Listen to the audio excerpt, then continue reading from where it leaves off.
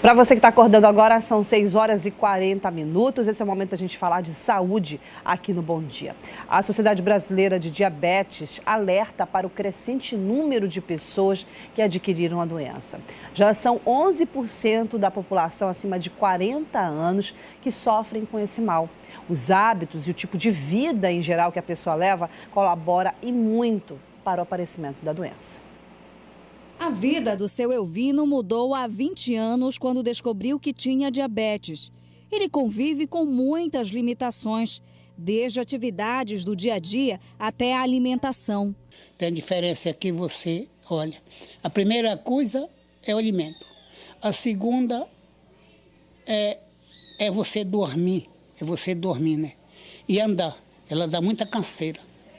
A doença ela é malvada, ela dá muita canseira. Além da preocupação de controlar a medicação e os alimentos que pode ou não comer, o seu Elvino ainda precisa enfrentar o medo.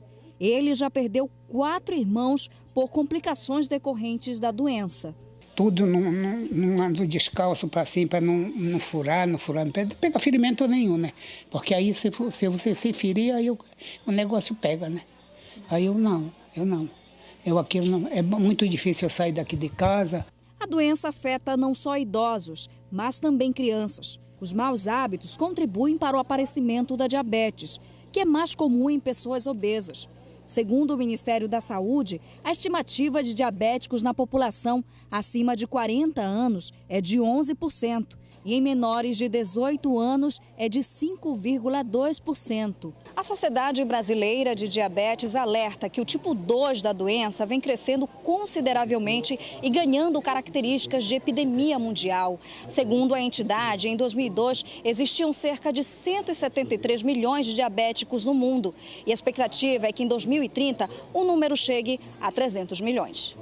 O alerta já chegou nas organizações de saúde do mundo e mexeu com a curiosidade desta professora, doutora em Direito da UFOPA. Ela passou 3 anos pesquisando sobre as políticas públicas voltadas para os pacientes com diabetes. O estudo faz parte de uma tese do doutorado que ela realizou em São Paulo, mas que teve como foco Santarém. Analisar uma política nacional de atenção básica é um objeto, um escopo muito amplo. Então, ao estudar a política de atenção básica, eu observei que existem algumas áreas prioritárias em toda e qualquer política. E no caso da Política Nacional de Atenção Básica à Saúde 2006, que foi a que eu estudei, investiguei, uma das áreas prioritárias de atuação, da Estratégia Saúde da Família era o controle do diabetes mellitus tipo 2. A doutora constatou que o município ainda não desenvolve campanhas voltadas para a prevenção do diabetes. Apenas trabalha com grupões que ajudam os pacientes a terem um melhor controle da doença. Para a especialista, muitas pessoas têm acesso ao atendimento direcionado a pacientes com diabetes, mas ainda enfrentam desigualdades.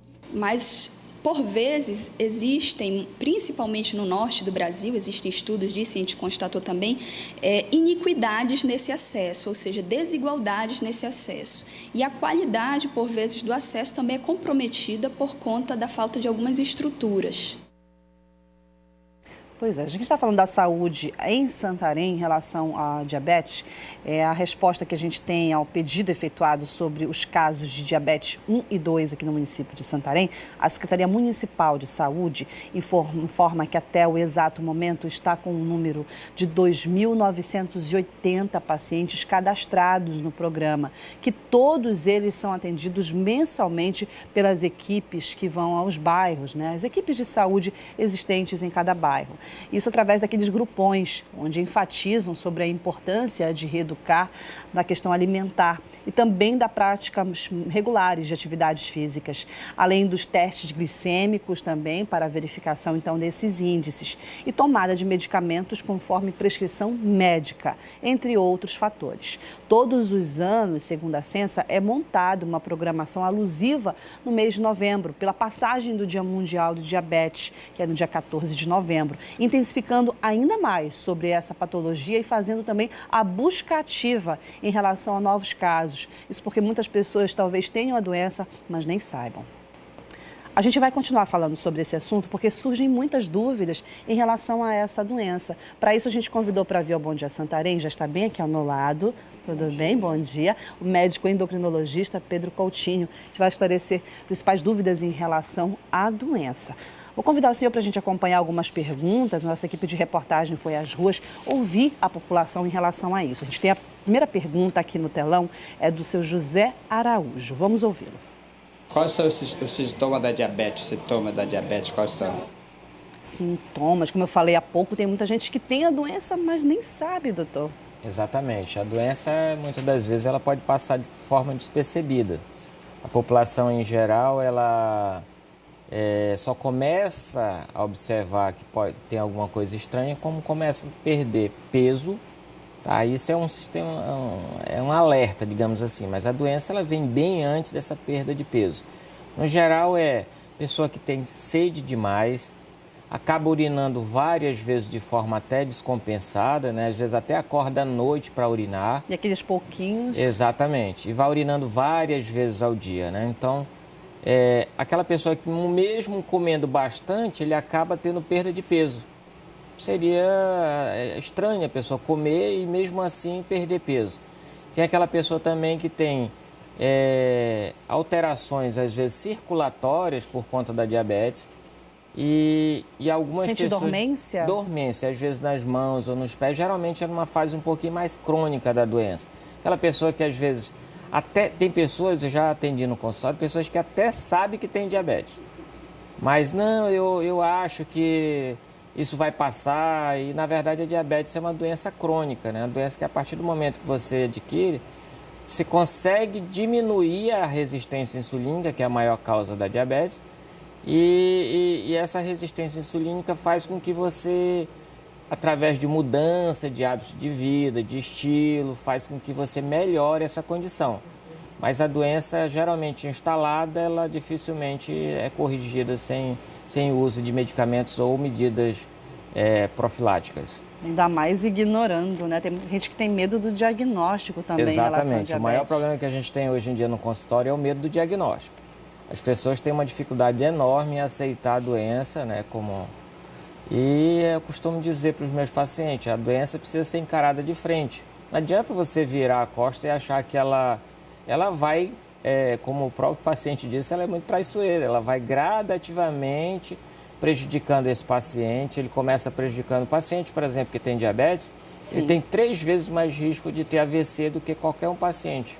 Nossa. Então, infarto do coração tem mais risco também. Além dos danos no rim, os danos na parte periférica, nos membros inferiores e superiores. Então, a doença ela vai danificando o paciente gradativamente, silenciosamente, e quando você vai perceber, às vezes não dá tempo mais de fazer muita coisa. Acaba tendo alterações como amputação, uma série de outras coisas. Nossa, é devastadora, né, de diabetes. A gente tem mais uma pergunta agora da dona Maria dos Santos, ela que é dona de casa. Como é feito o diagnóstico da doença? Importante, né? O diagnóstico da doença, ele é feito geralmente através de exames laboratoriais, né? Um exame simples da glicemia já é o suficiente para a gente ter um parâmetro da glicose, de como está, tá? Aqueles testes rápidos que a gente faz, só com aquele furinho aqui também já ajuda? Aquele teste rápido, ele tem uma contribuição enorme. Já visto que a maioria da população, às vezes, não tem muito acesso ao exame laboratorial. Então, ele vai na farmácia, vai com um amigo, vai, às vezes, até com pessoas que já são diabéticas e começa a perceber alguma alteração. E, não, fura aqui o dedo, verifica. Então, tem muitos pacientes, inclusive nas atividades de grande grupo, que é inclusive o trabalho que a TV Tapajós tem feito. Sim. Isso contribui consideravelmente para o diagnóstico do diabetes.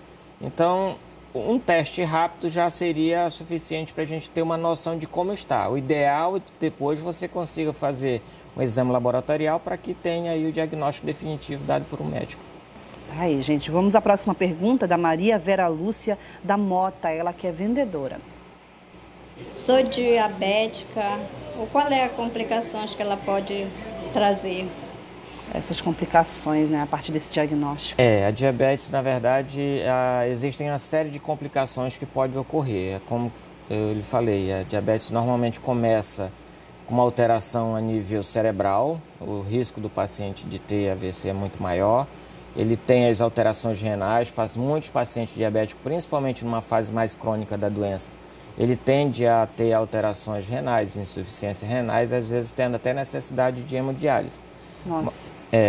Mas na verdade, assim, existem uma série de sintomas que a pessoa desenvolve ao longo do tempo que começa a chamar atenção para a doença. Os sintomas principais são a perda de peso, né, as alterações, como você falou, né? As alterações circulatórias, aquela sede excessiva que exatamente, você falou, né? a gente chama de polidipsia, aquela pessoa que tem uma sede excessiva. Aquela secura na boca, exatamente. Né? E aí começa a ter essas alterações, isso já dá um sinal de que a diabetes está... Geralmente o paciente que já está controlado, compensado, esses sinais e sintomas eles tendem a assumir. E são amenizados até assumir, né? Exatamente. Que bom, olha. Uma outra pergunta agora do seu Francisco de Assis, ele que é operador de equipamentos, de máquinas. A diabetes, ela pode ser confundida com outro tipo de doença? Importante. Pode ser confundido. Na verdade, diabetes, quando você tem uma perda de peso, a maioria das pessoas que chama mais atenção, na verdade. Eu vou até enfocar com frequência essa questão da perda de peso, porque é um dos sintomas que a gente já encontra numa fase mais crônica da doença. Então, percebeu perda de peso, é importante que a pessoa procure um profissional médico para poder esclarecer, tá? A perda de peso ela pode estar relacionada a outras doenças, como alterações da tireoide, como até uma doença cancerígena, de repente, né? Então tem uma série de outras coisas. Mas ela pode ser muito bem confundida com várias outras doenças, né? Até porque alterações circulatórias, por exemplo, a pessoa tende a desenvolver essas alterações e isso pode ser confundido com trombose, tromboembolismo, então todas as outras doenças aí. Tá, e por isso basta fazer isso, né, gente? Tem que procurar orientação médica. Você detectou algum desses sintomas que o médico falou, é procurar essa orientação para saber a melhor forma de trabalhar.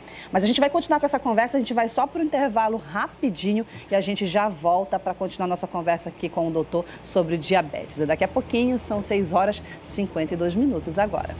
Olha, a gente vai voltar agora a falar sobre diabetes, porque para esse tratamento dessa doença, as atividades físicas são essenciais, assim como uma alimentação bem mais saudável, né? A gente vai falar com o repórter Reginaldo Balheiro agora, justamente para a gente tratar disso. Nosso tema de hoje, quarta-feira, nosso quadro Bom Dia Responde é esse, viu, Reginaldo?